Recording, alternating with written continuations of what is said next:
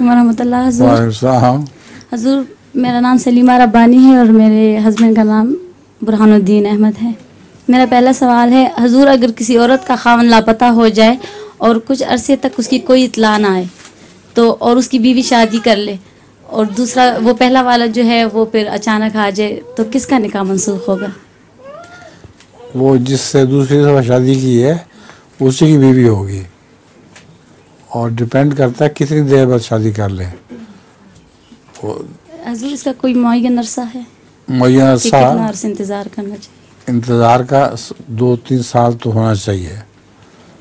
इतना अरसा जो उर्फ़-ए-आम में इतना हो कि उसका पता लग जाए, और इश्तिहार भी दे देना चाहिए उसकी गुमशुदगी का। अगर फिर भी ना मिले तो फिर उसको इजाज़त होगी, मगर काजी से पूछकर जो क़ज़ा है उसमें जाए और क़ज़ा को बताए अपना हाल, और काजी की मर्ज़ी है फिर वो ये कह दे कि उससे तुम्हारी तलाक हो रही है और अब तुम्हें नई शादी करने की इजाज़त है। और लतीफ़ा नज़म है? अच्छा, सुना है। इश्क क्यों तुम्हारे इन्हें रोक लो खुदारा,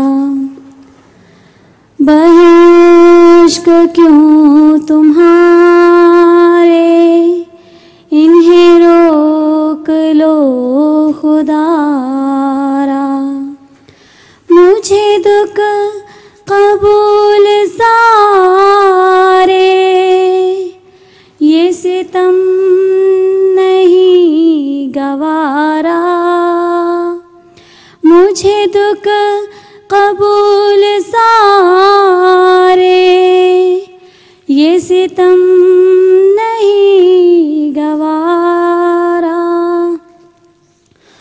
हो किसी के तुम सरापा मगर आह क्या करूं मैं, हो किसी के तुम सरापा मगर आह क्या करूं मैं, मेरी रूह भी तुम्हारी मेरा जिस्म भी तुम्हारा। जज़ाकल्लाह। वक्त थोड़ा है और मिनटों में वक्त गुजर जाते हैं, पता नहीं चलता यहाँ आपकी क्लास में। वजिया की नज़म काफ़ी लंबी थी ना? किसकी? वजिया वगैरह की। हाँ, वजिया। तो फिर उसकी वजह से भी टाइम काफ़ी चला गया। और अभी एक बंद नहीं भी पड़ा था इन्होंने।